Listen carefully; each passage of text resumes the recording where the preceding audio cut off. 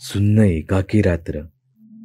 साधीसुधी नाही बरं का, पावसाळ्याची रात्र. ढग सगळे भरून आलेले. कधीही कोसळेल पाऊस असेच वाटत होते.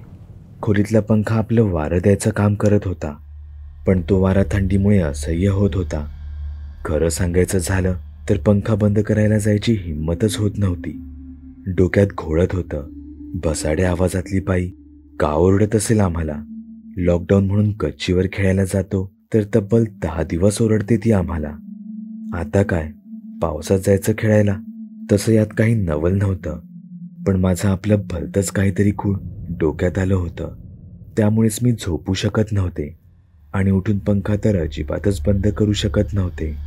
शेवटी हिंमत करून उठलेच आणि दाणकन पुन्हा बेडवर आपटले. समोर रक्त गोठवणारं दृश्य होतं. सिलिंगचा फॅन अर्धवट लटकत होता आणि माझ्या शरीरावर काहीतरी ओंगळवाणं, लिपलिपीत काहीतरी पडलं होतं. मी हलू सुद्धा शकत नव्हते. मी कसाबसा मोबाईल हातात घेतला आणि टॉर्च सुरू केला तर माझ्या अंगावर लोड पडला होता. फॅन व्यवस्थित त्याच्या जागेवरच होता, पण का कसं माहीत नाही तो बंद झाला होता. रात्रभरवरच्या फ्लॅटमधून धबधबाचे आवाज येत होते, त्यामुळे झोप चाळवली गेली होती. सकाळी उशिराच उठले. डोकं जड झालं होतं. सकाळी वर पंख्याकडे पाहिलं तर माझी बोबडीच वळाली. तिथे काहीतरी द्रव लागलं होतं. ओलंच होतं ते अजून. मी जास्त विचार न करता तडक सगळं आवरलं आणि गच्चीवर गेले. आता दिवसा काही सापडणं अशक्य होतं. मी थोडीशी काय ती पाहणी केली. आमच्या गच्चीवर एक खोली आहे, कधी अनाधी काळापासून बंद. तिथे बघू काही मिळतंय का या आशेने मी तिथे गेले. काही फोटोज काढले. वेगळे काही मिळाले नाही, पण का ते माहीत नाही, पण त्या खोलीबद्दल मला एक वेगळे आकर्षण होते. इनमिन 2 कपाटं, एक खिडकी आणि एक दरवाजा, ज्यातून मी आत आले. एवढेच काय ते आत, आणि भरीला सगळी अडगळ. मी सगळी गच्ची फिरले. ती बाई गच्चीवर येऊन गुपचूप माझे काय उद्योग चालू आहेत हे पाहत होती. मी बाहेर आल्यास ती मला दिसली. ती माझ्याकडे खुनशी चेहऱ्याने पाहत होती. ती काहीतरी पुटपुटली आणि मला म्हणाली, काल रात्री फक्त झलक दाखवलीये, आता पुन्हा अजून काही चोंबडेपणा करशील तर या जगातून उठवीन मी तुला. असंच काहीसं बरळली आणि निघून गेली. मी त्या खोलीचे फोटो पाहत बसले होते. तसं काही खास नव्हतं, पण मी त्या फोटोजमुळे संमोहित झाले होते आणि ते फोटो मला त्या खोलीकडे खेचत होते. त्या खोलीत दिवसाही अंधार असायचा. खरं तर या खोलीत आमच्या सोसायटीचं पहिलं ऑफिस होतं, पण नंतर ही खोली म्हणजे अडगळीचे धन होती. माझं पूर्ण दिवस घरात लक्ष नव्हतं. मी त्या फोटोत असं काही पाहिलं होतं की मला तिथे गेल्या वाचून राहवत नव्हतं. दिसायला खोली साधीच होती, पण फोटोतून ती खूप काही मला सांगून गेली होती. तिथे अनेक शक्ती वास करत होत्या. त्या फोटोजमध्ये मला काहीतरी काळं पांढरं धुरकटसं दिसत होतं. चेहरे होते, अवयव होते की अजून काही माहीत नाही. तिथे गेल्यावर सकाळी मला जळक्या मांसाचा वास आला होता. मी त्या फोटोत कपाटाखाली जाणारं एक भुयार पाहिलं होतं. मला आता त्याची उत्सुकता लागली होती.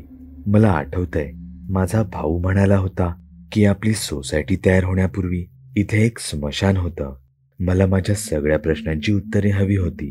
ती कदाचित त्या भुयारात जाऊन मिळणार होती. आज त्या बाई कुठेतरी गेल्या होत्या आणि त्याचाच फायदा घेऊन मी त्यांच्या घरात शिरले. घरात आल्या आल्या माझ्या नाकात तोच वास शिरला. मी माझा फोन हातात घेतला आणि पटापट फोटो काढू लागले. सध्या मला कोणत्या तरी पॅरानॉर्मल सोसायटीची सदस्य असल्यासारखं वाटत होतं. घर पूर्ण नकारात्मक ऊर्जेने भरलं होतं.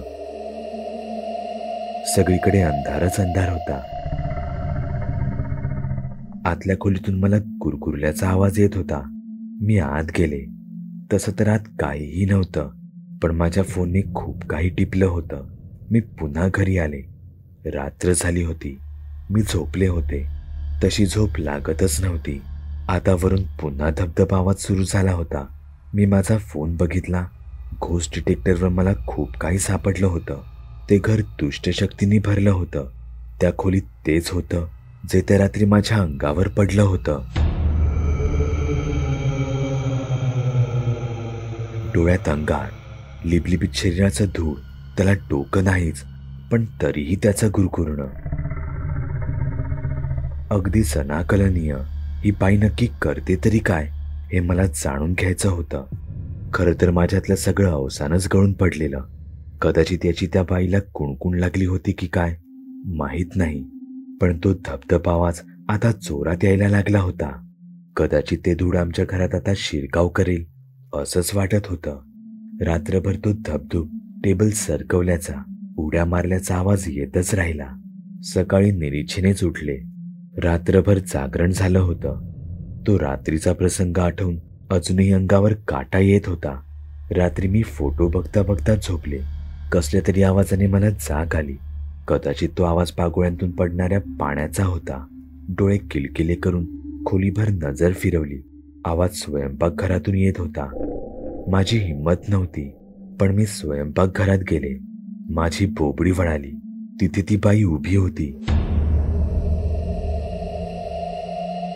काहीतरी करत होती. आई बाबा का उठत नव्हते माहीत नाही. जणू संपूर्ण जग काही काळासाठी थांबून गेलं होतं. आतून भांड्यांचा आवाज येत होता. मी धीर करून आत पाऊल ठेवलं. त्या बाईची नजर माझ्याकडे गेली. ती इथे कशी आली होती माहीत नाही, पण समोरचं दृश्य भयानक होतं. सगळीकडे कणकेचा खच पडलेला होता. दिवा बंद होता. लाईट केली होती की नाही माहीत नाही, पण देवघरातला दिवा सुद्धा बंदच होता. तेलाचा दिवा विझलेला होता. फोनच्या प्रकाशात ती बाई आणि तिने चालवलेले उद्योग मला दिसत होते. ओट्यावर एका परातीत तिने कणिक मळलेली होती. ती पाठमोरी होती, त्यामुळे तिचा चेहरा काहीसा दिसत नव्हता. मी तिच्या जवळ गेले. तिच्या हाताला काहीतरी लागलेलं होतं. ते नीटसं दिसत नव्हतं, पण ओट्यावरून खाली काहीतरी टपकत होतं. जाडसर ओला असा तो काळपट द्रव होता. ती बाई त्या कणकेची बहुधा बाहुली बनवत असावी. मी माझ्या खोलीत पळून आले. अजून काही बघितलं असतं तर माझा नक्कीच निकाल लागला असता. त्यानंतर रात्रभर मी जागीच राहिले. आता अंगाशी येण्याआधी या प्रकरणाचा छडा लावला पाहिजे हे मनाशी पक्क केलं होतं. सगळं एकटीनेच करणं भाग होतं.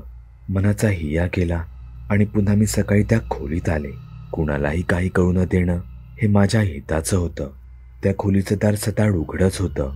खोली साफ वाटत होती, पण ही खोली कुणीही साफ करत नाही.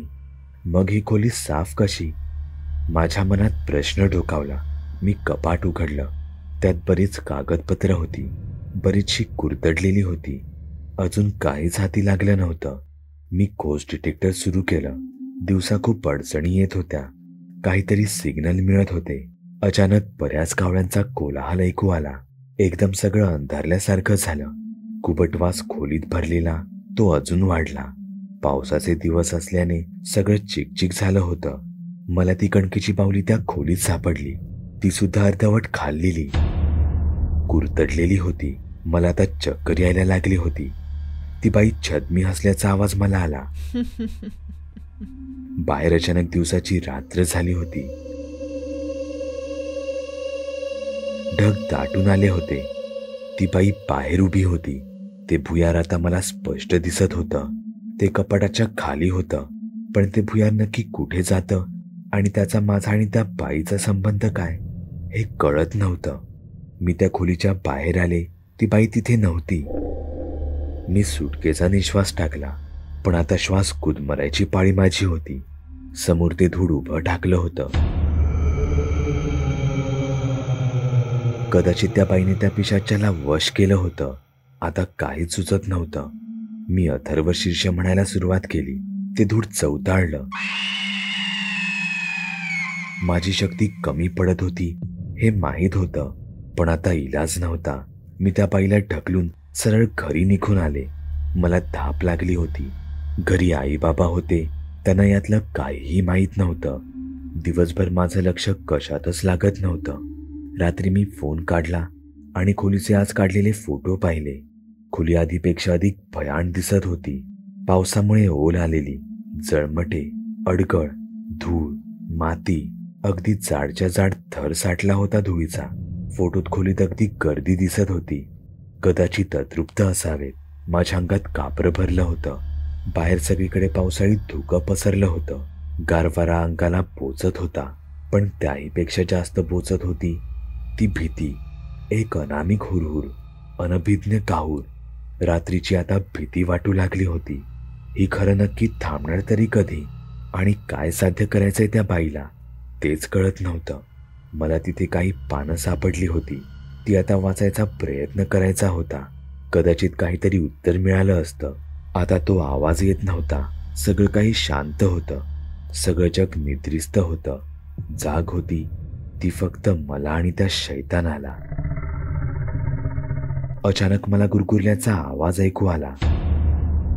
वेळ आली असं मनात म्हटलं. तो आवाज आईबाबांच्या खोलीतून येत होता. मी दरवाजाला कान लावला.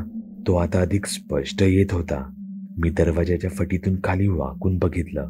मला दोन चमकणारे, आग ओकणारे डोळे दिसले, जे माझ्याकडेच बघत होते. मी तडक माझ्या बेडवर आले. मला कशाचेच भान नव्हते. मी घामाने टपटपले होते. आता मनाशी ठरवलं होतं, सगळ्याचा सोक्ष मोक्ष लावायचाच म्हणून. काही कळायच्या आधीच माझी शुद्ध हरपली.